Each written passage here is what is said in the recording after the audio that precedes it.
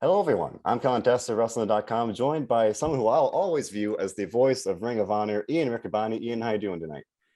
Hey, Colin, I'm doing well. How about yourself?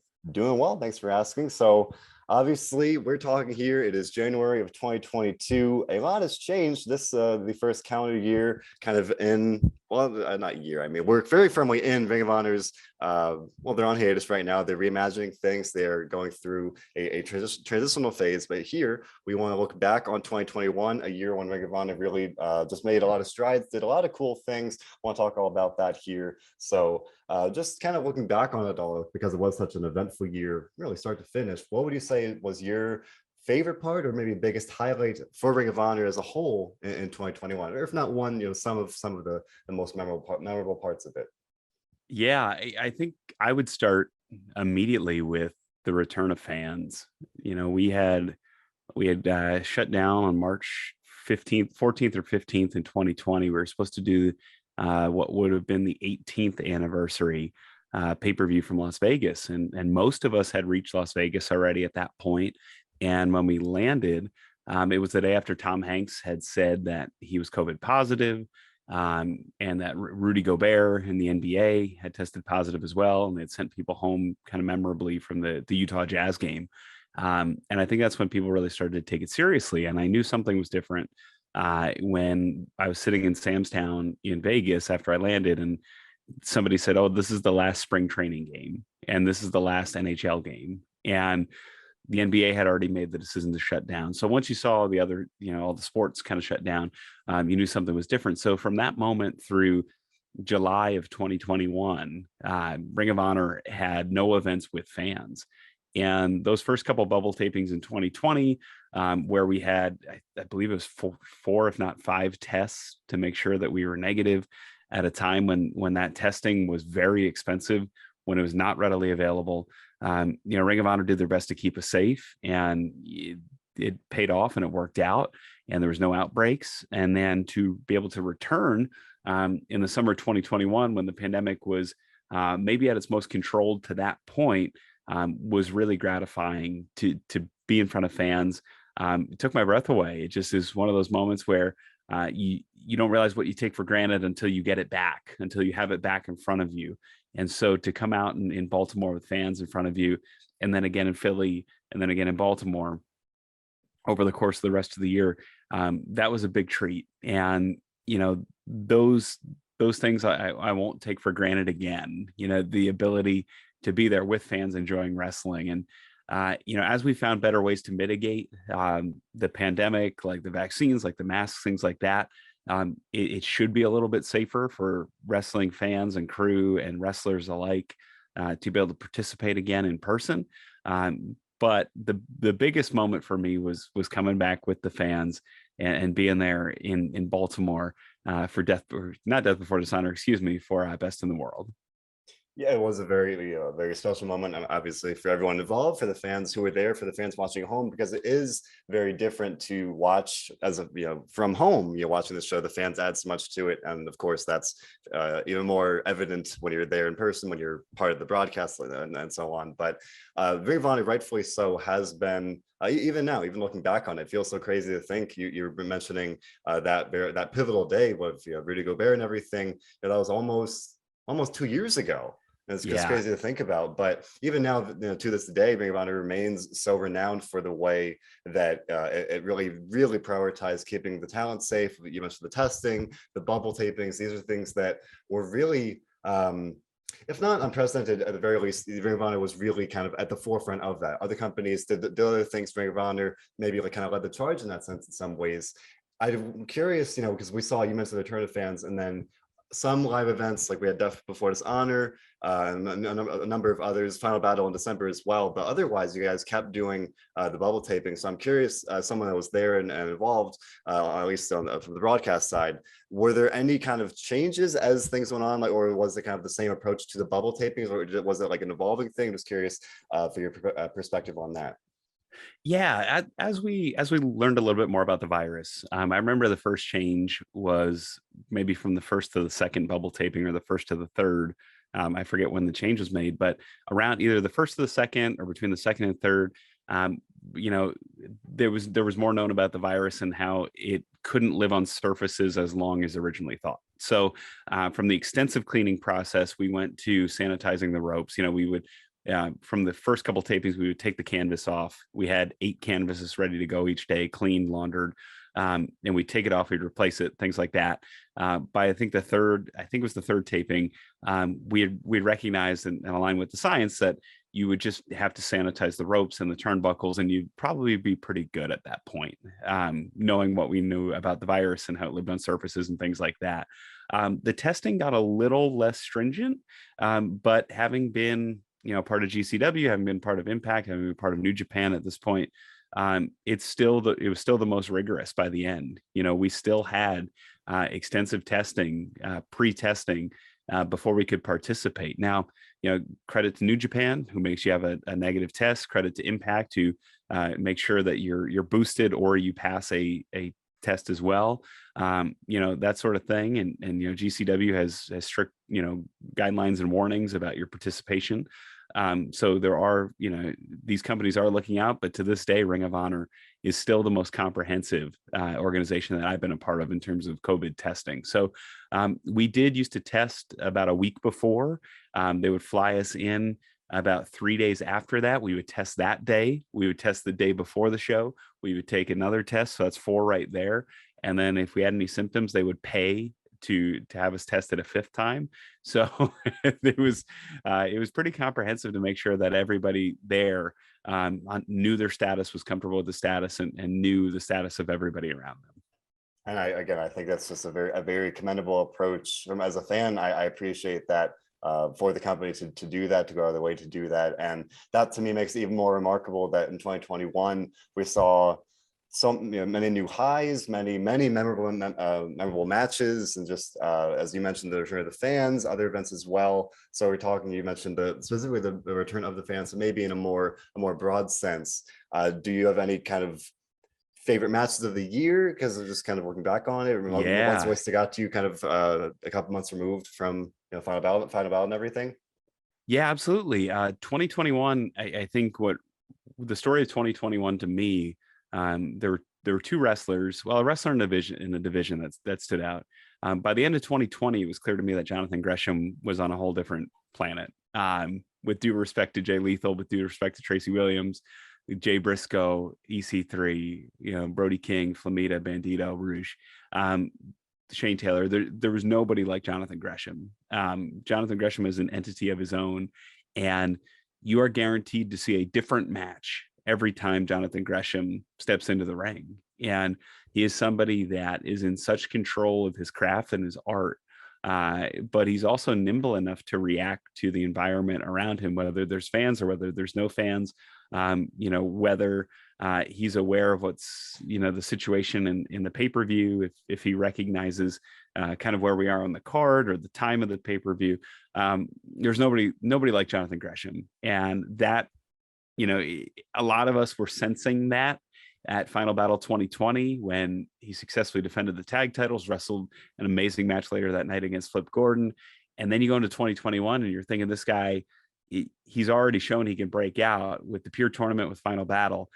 He's going to go into the stratosphere this year, and that's what he did. Jonathan Gresham is unlike anybody I've ever seen before. And, you know, I've been asked if he was always this good. And the question is no, but there's a big asterisk because he gets better every time he wrestles. So it's not that he wasn't as good as he is. He was one of the top 10 wrestlers in the world at any given point in the last 10 years.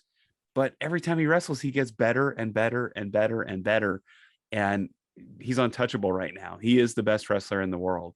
And so for me, anytime I got to call a match with Jonathan Gresham, that was something that was memorable to me. The ones that stick out, him versus Mike Bennett for the Pure title at Best in the World, him versus Dragon Lee right before Final Battle, him before Brody King right before Final Battle, and then him defeating Jay Lethal to capture the Ring of Honor World Championship at Final Battle. You know, he's super special. He's one of a kind. And he just cemented himself kind of in the stratosphere, rightfully earning a spot, you know, very high in the PWI 500. I know Sports Illustrated put him in the top 10. He might have been in the top 5 this year. for them. And it's hard to argue that. So Jonathan Gresham, definitely one of the best in the world. That being said, I was shocked with the women's division in the best way possible. Maria Kanellis, Bobby Cruz put their heart and soul and everything they had into finding the best untapped, unsigned female professional wrestlers in the world. And it was just a home run at every turn. I had been somebody in the past who had been somebody that helped try and find different talent. I've never been in an official office role in Ring of Honor, but at some points I've helped with the women's division. And I know how difficult it can be in terms of trying to find folks that aren't currently on the radar, because chances are by the time you've already heard about them, other companies have as well. Right, right. So for them to find Roxy, for them to give Trisha Dora a well-deserved spotlight, Miranda Alizé, Willow, these just amazing women that have these incredible backstories, that have these incredibly different paths to getting where they were. Roxy was a teenager when she won the championship. She traveled hours to train. She would travel hours to see wrestling. But then you have Trisha Dora, who served her country in the military, who legitimate martial artist, who knew every hold inside and out. Miranda Alizé, who paid her own way to train in Mexico. And then we have Willow, who was an independent star ready to break out for years and years and just needed the right opportunity, who captivated the crowd at Final Battle. And, Roxy had been probably one of our popular wrestlers, period. And somehow Willow got in the ring with her and stole the show. Willow stood out that night in a way that we hadn't seen in Ring of Honor in a long time. Willow had the crowd in the palm of her hand. So, hats off to every woman that stepped into the ring for Ring of Honor in 2021. And really hats off to the vision of Maria Kanellis and the execution by her and Bobby Cruz. That women's division documentary, if you haven't seen it, it's up on YouTube for free. Please check it out. There cannot be enough credit given to Maria and Bobby Cruz for what they did and the execution of their vision. I couldn't agree more. I just got the chance to speak with Maria the other day for another interview, and we were talking about the documentary. And you mentioned, this amazing group of women who really just helped elevate the division to new heights. And as someone that's been there for several years now, it's no secret that Ring of Honor has, the women's division hasn't always been at that level. And that was one of the great successes of Maria's work, Bobby Cruz's work, and everything in helping elevate that. So as someone, again, that's been there, for several years, seeing that difference, what did it mean to you to kind of see that progression and that evolution, and the production of this amazing tournament and just the kind of rebuilding women's division as a whole? Yeah, it's amazing. It speaks to Maria's ability to communicate and her belief in the talent that she found and helped foster. Maria's been everywhere in a good way. She's a college educated woman who has had experience in every major company and years long experience at that, whether it's WWE, whether it's Impact, whether it's Ring of Honor previous to this. She's a bona fide international celebrity who's been on The Apprentice. She's been, one of the best-selling Playboy magazines of all time. Any accolade you could have, Maria's done it. And, she's an amazing mother. Her and Mike are amazing parents. It's so fun to see them on Instagram and to see them interact and have fun.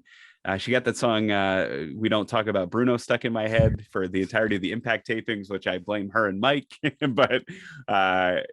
But just incredible. And it takes a special person or persons to kind of switch a culture and to switch the way someone feels about something. And I think there was a previous idea that there was enough female talent to feature a handful and to feature 4 or 6 and have storylines with that amount. But Maria said Bobby said there's too much talent out there for this not to be a bigger part of our show. So one of the things that I'm most proud of them for doing is at any given point, we had more than one story arc for the women's division. Previously, it was mostly the champ. Whoever the champ was would have the story, and we had people come and go. We had Britt Baker kind of come and go, Thunder Rosa kind of come and go. So we had the talent. The problem was not finding the talent. The problem was making meaningful stories and helping the athletes tell their story.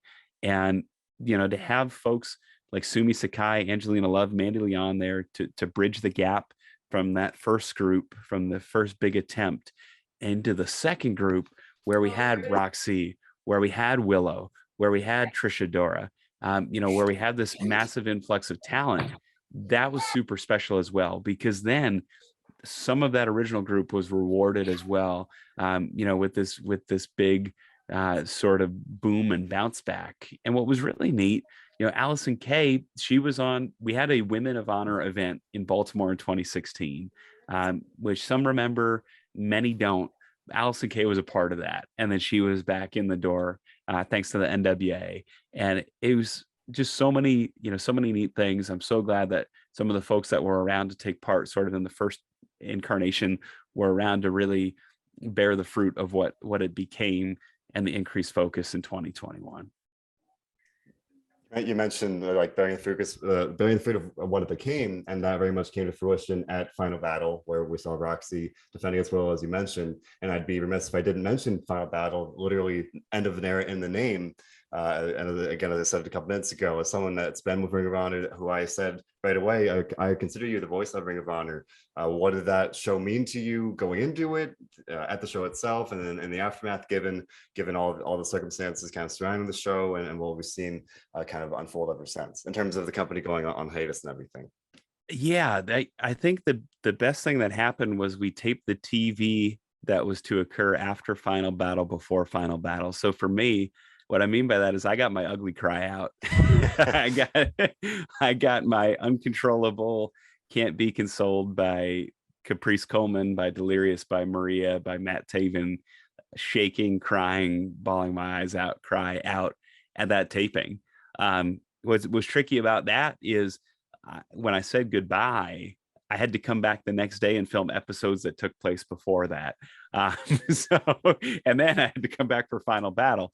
So, when we got to Final Battle, Caprice and I made the explicit decision to take the hands off, to take our hands off the steering wheel, put our feet on the gas, and we're just going to tell it like it is. And we don't know if we're coming back. We don't, as in Caprice and I. I have very much reason to believe I will be back on April 1st, judging by the way I'm being promoted for events and different things, and by some good signs and some discussions. So I have a feeling I will be there April 1st. I hope Caprice will be as well. I have reason to believe Caprice will be, if Caprice, if the number is right for Caprice. So, to me, it was foot on the gas, hands off the wheel. Let's have fun. Wherever this takes us, it takes us. And, we were honest throughout the night. Shane Taylor versus Kenny King. We knew both of those guys were legitimate free agents on December 31st. And so for us, we made sure to tell the story. Yeah, this is a grudge match. You should care about this. But also, this is an audition. There are people from other companies. I got texts throughout the night from people from AEW, from Impact, from WWE, who said, we're rooting for you guys. We hope you succeed. We hope this isn't the last one. But if it is, we're watching and we love you. And so we know that those companies and our friends at the different companies are watching, and we're rooting our guys on. So Caprice and I we did our best to leave everything out on the table to try and make everybody look like $1 million. Because the reality is there are legitimate free agents as of December 31st. We were trying to shine them up as much as we could and make them look like $1 million. We were trying to have fun and make light of the situation. I cursed for the first time ever on pay-per-view. I snuck in another curse at GCW, but that's a different thing. I actually snuck in a lesser curse at GCW, one that's allowed on network television, believe it or not. But yeah, it's, we were having fun. We were having a good time. The weight was already off our shoulders a little bit, because we had already had to face the reckoning that we might have called the last TV together. We had already faced the reckoning that this might be the last one. And the best thing that could have happened for us as a broadcast team was that we knew when it was going to end. And not many people have a chance to say goodbye. Um, when Nitro went off the air in Panama Beach, they didn't know what was going to happen, but they said, they thought they were coming back. They had May 6th for the Big Bang. They had plans if that didn't work out, and they sold the WWF to run Stabler Arena. I have the ticket stub. I think it was March 19th, 2001. It was a different brand under the WWE thing. So WCW didn't know that that was the last time they'd say goodbye. They recorded an exit for Worldwide, which aired in, by then, like 20 markets or 25 markets. There's a clip. It finally showed up in color on YouTube of Scott Hudson saying goodbye. But it's very rare. AWA didn't know when they were closing. USWA didn't really know when they were kind of closing and turning into something different. ECW definitely did not know that it was closing. They ran, they were in Arkansas on January the 13th, my 14th birthday. And then it was just over in 2001. So yeah, we had a very special opportunity, and I'll never take it for granted. We wanted to make it fun. We wanted to promote our individual wrestlers as much as we could. We wanted to celebrate Ring of Honor, and we didn't want to give anybody false hope. We didn't know for sure. We were told we quote unquote might be coming back. When the word hiatus has been used, I use the WCW example, it didn't work out. So we didn't want anybody to think, oh yeah, but we didn't want to be gloom and doom either. We didn't, if it did work out, which it's going to, at least for a super card, we didn't want people to say, oh, they were just advertising. We were giving the information as we were given, and we just wanted to make sure it was the most fun event we could have in light of the circumstances. And you guys did a great job in doing that. You and Caprice as the commentary team, the company as a whole. I mean, you mentioned WCW and everything. As a fan, that is exactly why I myself, at least speaking personally, like Final Battle was so bittersweet, kind of scary, where you've got all this, the news and the reports and the general kind of vibes of like, they're literally saying it's the end of an era. Is there going to be another era? And again, with those historical precedents of WCW and everything, it's like, this is going to be a great show, but then when it's over, there's that sadness of like, are they coming back? I don't know, and all these things. And now we do know that you got Ring of Honor will be back with Supercard in April, and on the road to that show, to me, one of the most exciting things has been seeing Ring of Honor in this time right now, this hiatus, this kind of downtime, live on through Jonathan Gresham defending the title elsewhere, through you've been on commentary for New Japan Strong and GCW, and now Impact. Impact stuff is especially exciting. I mean, when Honor No More showed up at Hard to Kill, I know many Ring of Honor fans just were thrilled, because that was like this first real kind of sign of life, if you will. Like Ring of Honor will live on no matter what, where you have top stars like Matt Taven, PCO, Vincent, Mike Bennett, like really representing that brand. And now we're seeing how that's continuing to play out. But with that in mind, what would you say might be some of the most promising opportunities in that collaboration with these other companies? Because Ring of Honor has a history of doing that with New Japan, with many others, but it feels much more prevalent now, where we're literally seeing this invasion angle. The Ring of Honor women's title was defended on Impact Wrestling, and Gresham has also been the title. So we're seeing, it feels like an evolution in a way, is what I'm trying to say. Yeah, absolutely. Like I said, I haven't been involved in the office, but when you work there long enough, you see things, you hear things, and over the years, and I'll tell you how I got involved with Impact.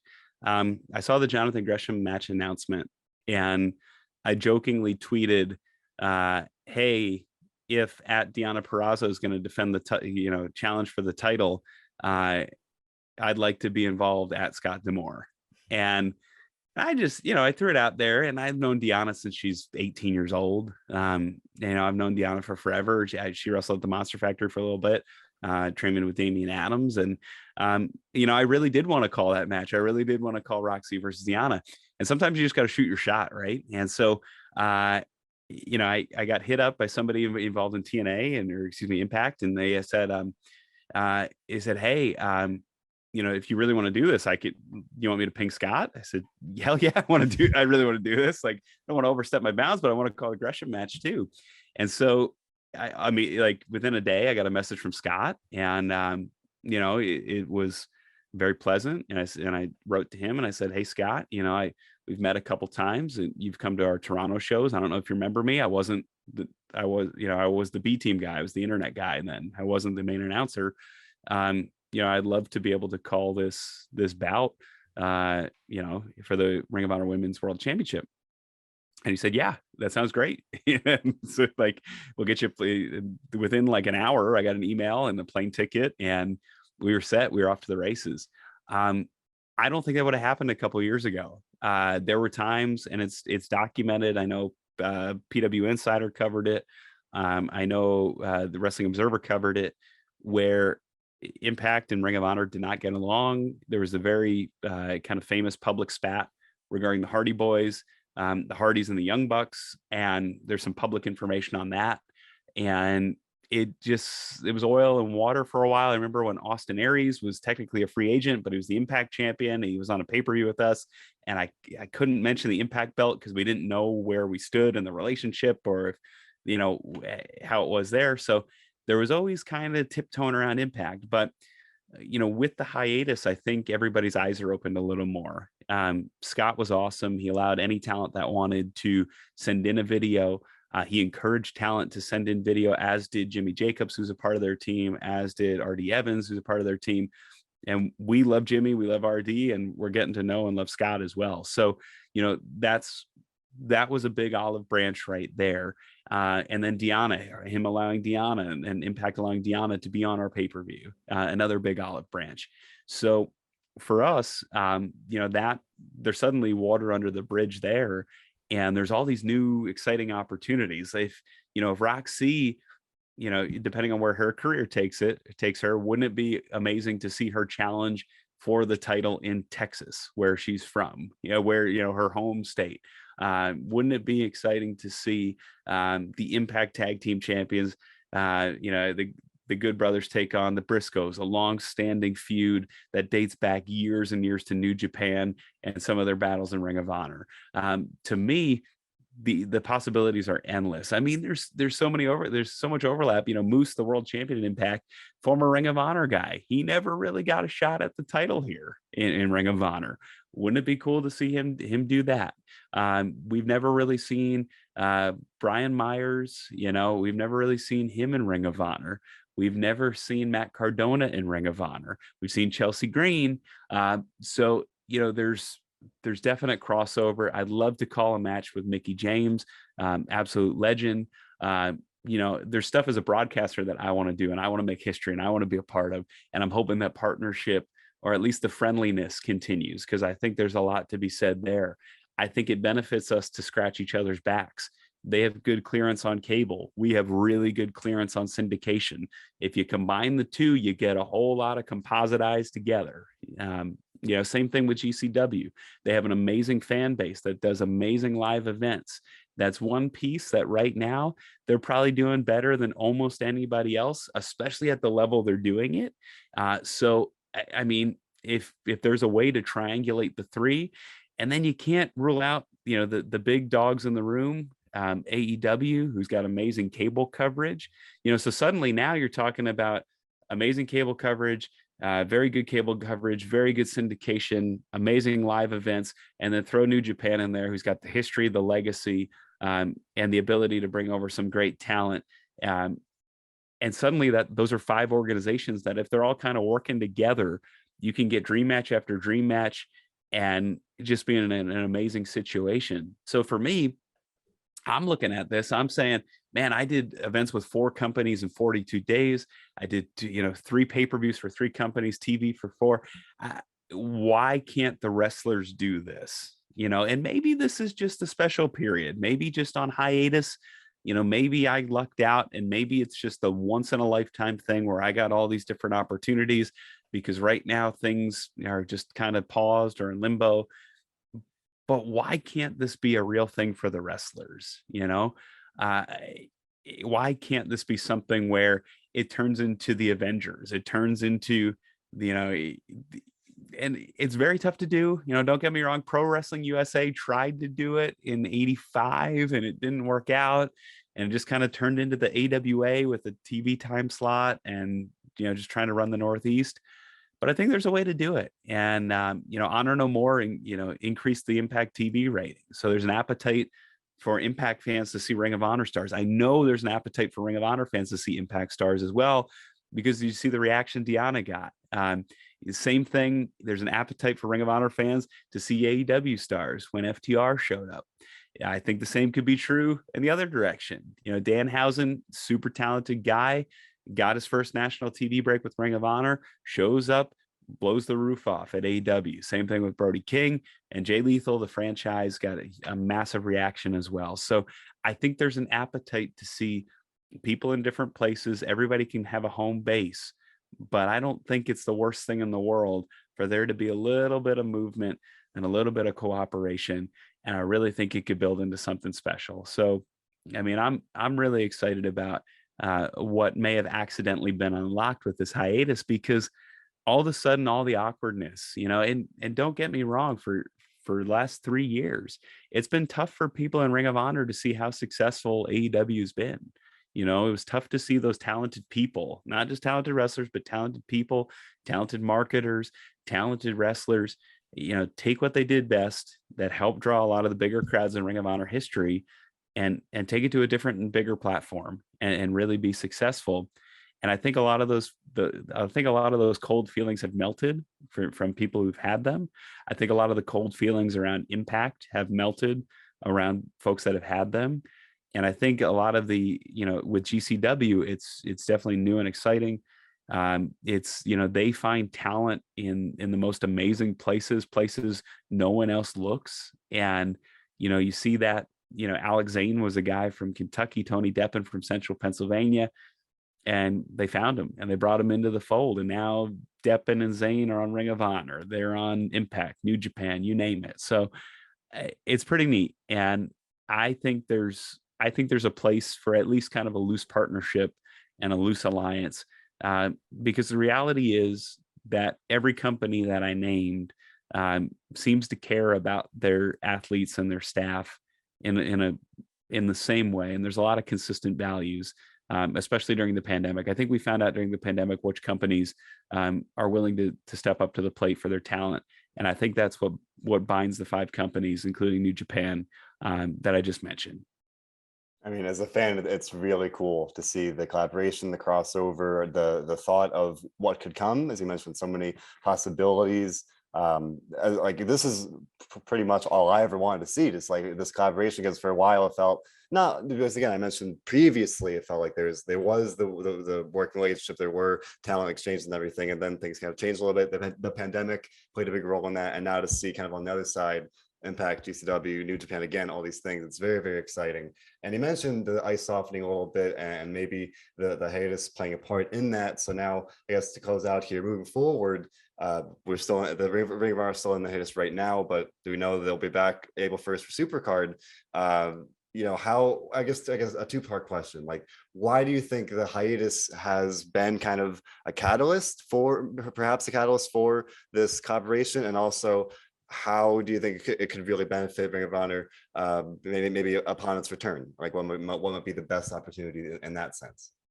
Yeah, I think in terms of being a catalyst, it's forced Ring of Honor to look introspectively. And the Ring of Honor business model, Sinclair Broadcasting, or Ring of Honor's parent company, they have something really special in Ring of Honor. They have a TV show that is cheaper to produce than most other TV shows, that is first run, that's original programming, that does really good numbers. And the numbers that I saw publicly posted were 400,000 on average, with a pretty good demo. I think it was 175,000 in the key demo, which for a syndicated program that is not on a consistent time is quite good.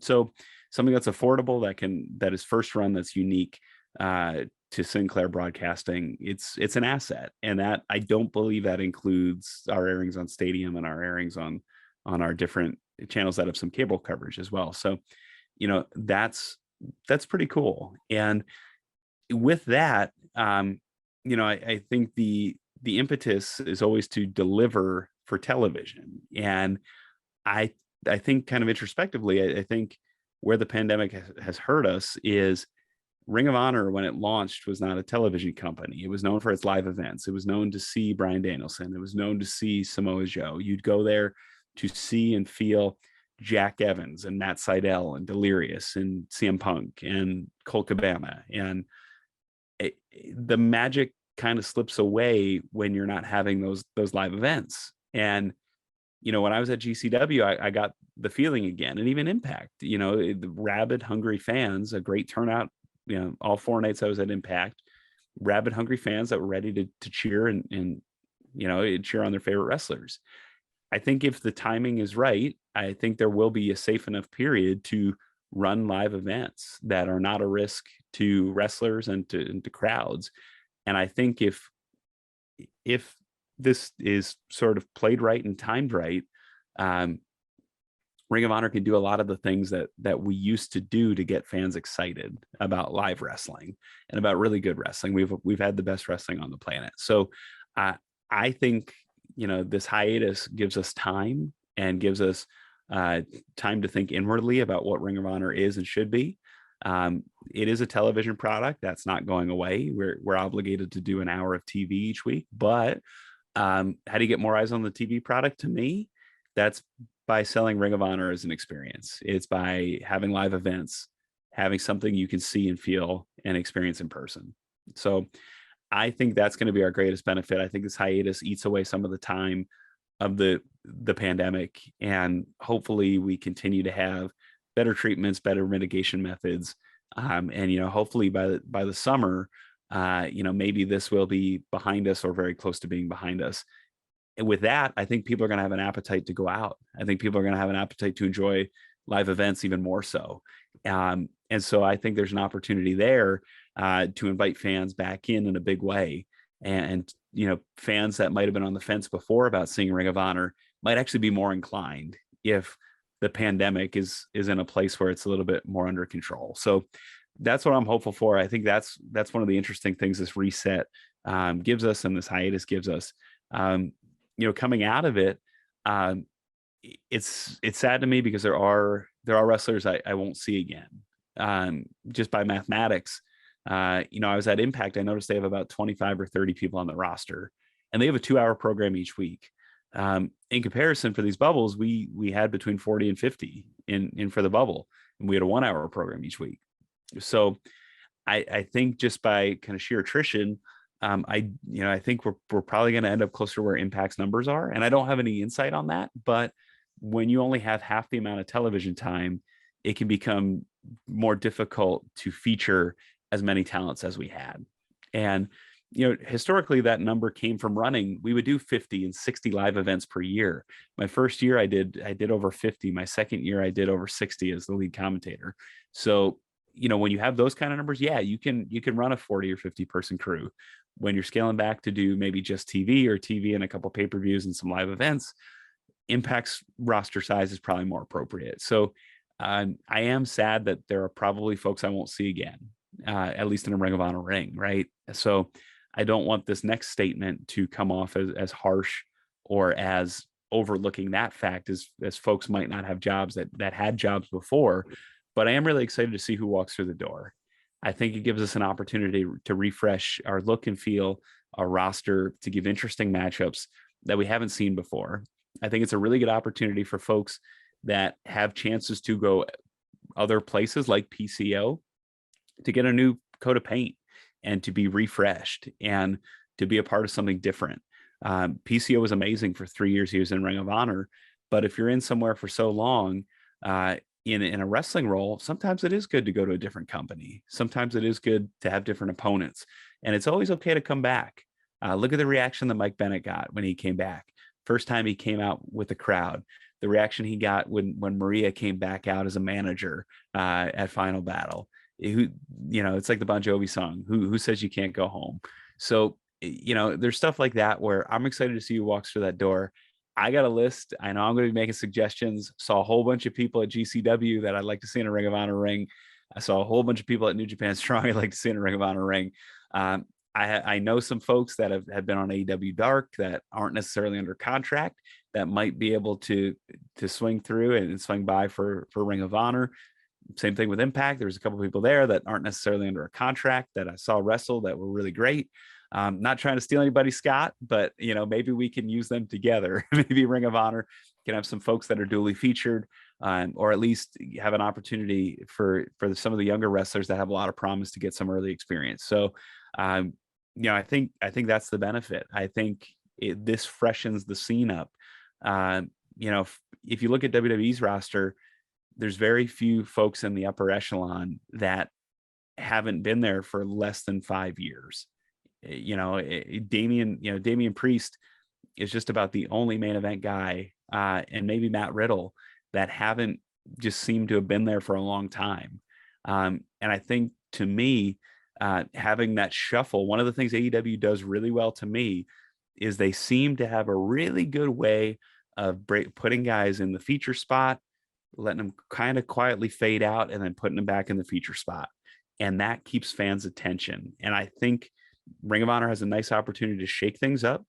I think Jonathan Gresham has a real great chance to be the flag bearer for us. And I think he has a great chance to get a lot of new, interesting opponents to challenge him for the Ring of Honor World Championship. Couldn't sum it up better myself. Obviously, it's a very, very exciting time. At least looking forward to it. We got a little more time here in the hiatus, but then come April, it's gonna be a very, very exciting time. Can't wait to see what happens next with Ring of Honor. But again, to look back, 2021. A banner year for Ring of Honor, even with the bittersweet ending, reaching new heights with fans returning in July of Best in the World, with the women's tournament, with just, you mentioned Jonathan Gresham amazing rise, countless wonderful things to witness as a fan and for you as a broadcaster, and we're very much looking forward to seeing what the company does when it comes back. So that being said, Ian, I thank you so very much for your time today. Thank you so much for having me. And I don't want to forget anybody. There's a couple guys I just want to give shout outs to in 2021, guys and gals that I think went under the radar. So if you have time, you can go to Honor Club, look up Josh Woods, Tracy Williams, LSG, world famous CB. And I don't know that they're under the radar, but pretty much any match with Dragon Lee and Tony Deppen, and especially the two of them together, I would go out of your way to watch. They were something special.